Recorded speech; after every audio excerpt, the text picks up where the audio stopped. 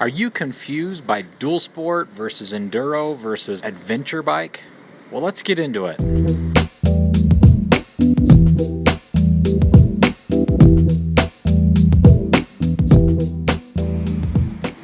Hi, I'm the ADV medic, and today I'm going to try to clear up some of the confusion with regard to different kinds of motorcycles. I know this was a confusing subject for me when I first started riding. So basically what it comes down to is dual sport is the type of motorcycle that can go on-road and off-road. Adventure is also a bike that can do that, but it tends to be a little more street-worthy, and enduro might be something that is more dirt-oriented that can also go on the street sometimes. So first of all, I want to say I love my dual sport motorcycle. What's more is I love motorcycles, period. I just think they're fun to work on, I think they're fun to ride, and I really enjoy the people I get to meet when I'm working with motorcycles. One of the great ways to categorize what type of bike you're looking for is by looking at what the motorcycle is designed to do. If your bike is light, is designed to go slow and careful through rocks and difficult terrain, it's light and it's easy to pick up off the ground, you're looking at an enduro bike. If it's something that has kind of a medium range of gas, it's a little bit heavier, around 350 pounds, and it's difficult to pick up off the ground, but it's still not terrible. And it has some pretty good off-road chops, but you wouldn't want to take it on extremely difficult terrain. But it still does good at 70 or 80 miles an hour on the road, then you're looking at probably a dual sport bike. And then a bike that you could ride for 9 or 10 hours without really an issue, can go on some fire roads and some basic trails, and nothing too difficult, that weighs a lot, that has a big old gas tank on it, and that is designed for comfort and long distance speed, then you're looking at an adventure bike. So inexpensive machines, I'm talking about less than $3,000. So you can do a couple of different things here. One is you can go with a used bike. And if you don't know about anything about mechanical stuff, or you don't know how to diagnose that kind of thing, find someone who does. They're usually pretty commonly around, and just take your time and find the right bike that's been treated well and well maintained. And you can get some fantastic bikes for less than $3,000. Another option is Chinese bikes, and there's a lot of opinion with regard to these. I have personally owned a Q-Link X-Ranger 200. It was my first bike. I paid $120 for it, and then I put $200 into it, and then I sold it for almost twice what I've put into it a year later. It wasn't a great bike.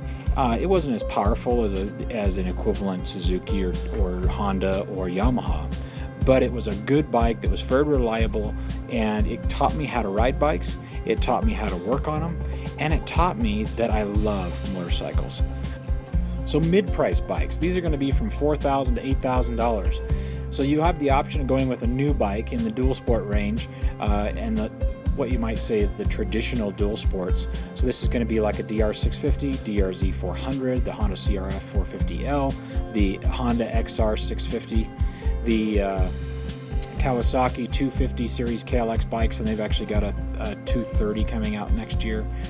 You've got lots of those types of bikes, the Japanese bikes for the most part, the ones that have been around for quite a while and that are just rehashes of the old bikes. A couple honorable mentions in here is the Yamaha WR 250L, which of course is a little bit higher end in this spectrum, but still is a little bit limiting in its power range. And then of course you can buy things like a YZ 450F or a Honda CRF 450X and make it street legal if you can do that in the state you're in. So those are a lot of options in that range where you can get a much newer bike or something very close to new that might save you several $1,000s. So with this premium category, we're looking at bikes that are anywhere from $8,000 to $9,000 and up. And so with this, we're going to get to the bleeding edge of technology, and we're going to get more comfort and some more computer stuff. So first of all, we got things like the dual sport machines or enduro machines like the Honda CRF 450L and the Husqvarna 701, the KTM 690 or 790, depending on where you're at, and some of those other machines like that. Of course, Beta has quite a range there, and they're all running from $8,000 to $12,000. Then you go into an adventure bikes, and those are going to be, super luxurious. They might be a little more dirt capable or not, but they're really designed for travel on road that still have some dirt road capabilities. So these are going to be the big adventure bikes from KTM, BMW GS, and of course you can also slug in there the Super Tenere and the V-Strom. So those are all bigger bikes that are out there, and there's several others, but when you're buying that upper end, you're going to get more comfort and more capabilities on road for long distance running, but you're going to sacrifice some of that lower end. So to answer the question is, which one should you buy? You need to first determine what you're going to ride. If you have no idea, then go into an inexpensive bike or borrow somebody's bike and ride on the road and ride off-road and figure out what you like the best. If you know what you want, enter in one of these categories, come up with a budget, and start going after the best bikes you can within those categories. And that would be my best advice to anyone wanting to get in and buy a bike that's suited to their needs. So let's talk now about setup. So there's several things you want to consider as far as modifications on your motorcycle. So let's talk about the really important must-have modifications that you're probably going to want to tackle at some point. Protection is always a high priority whenever you're running off-road, so consider skid plates, handguards, and any other kind of safety equipment to protect your motor and any other moving parts within your bike. Suspension, of course, is extremely important to keep your tires on the ground because that's the difference between traction and not traction. So suspension is usually something that will need to be addressed, and that's usually done by different springs, oils, valving, different shocks completely, and the ability to be able to adjust those for different scenarios. And that's a whole different series. But suspension definitely is something you should be considering when you're looking at a motorcycle. Tires is something you will definitely run into as well. If you're running a bike that runs off-road, you're probably running knobbies. Knobby tires get chewed up very quickly by street running. And so you have a tendency to look at knobs or blocks or a hybrid of those items into possibly a street tire. So think about how you're going to use your tire, and they're usually categorized by percentage. A 50-50 tire is a 50% dirt, 50% on road, and then they change from there. So you got to consider what that is. And then comfort modifications are almost always addressed because we're all got strange bodies, and our freakish bodies need to be comfortable. So a seat is a very common modification that most people end up doing because the seats that come on most Durosport bikes are terrible. And so a new seat with softer, better platforming and things like that is often in line.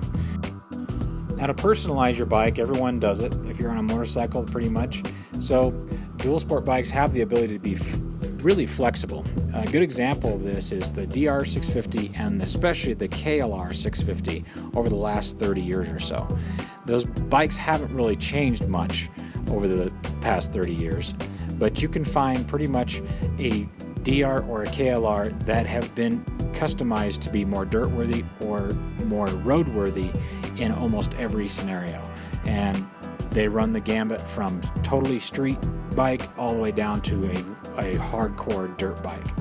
And so depending on what your needs are, you can be flexible with the modifications you do to make it better for one or the other. These bikes do it all. So usually we have a conglomeration of GPSs and cameras and all kinds of luggage and packs and water and cup holders, and for me, rod holders for my fishing rods and stuff like that. So you can personalize your bike however you like. So as far as quality is concerned, my recommendation is to get the best products for your bike that you can. You can spend as much as you want on things like helmets, riding gear, foot pegs. I mean, the foot pegs that are on my motorcycle cost $250. And that sounds insane. It did to me when I bought them, but they're worth it. I've dropped my bike several times. They've never bent. They've never had a problem. My handlebars are well over $100. My hand guards are over $60. Those things all add up. But every time I've spent money on the better quality stuff, I've never regretted it because the quality is so much better than going with the cheap stuff. So if you can, always go to the better quality. Save up, spend a little more or a lot more in some cases, and get the better quality stuff.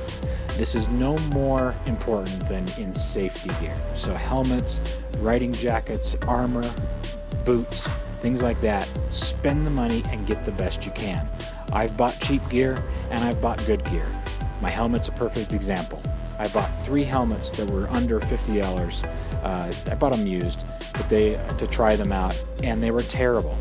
I bought my Arai XD4. It's a $500 helmet. It's worth every cent. I love wearing that helmet. I never get sick of it. It's a terrific piece of tool, and it keeps me safe, and it's really a good investment. So invest in yourself by getting good gear.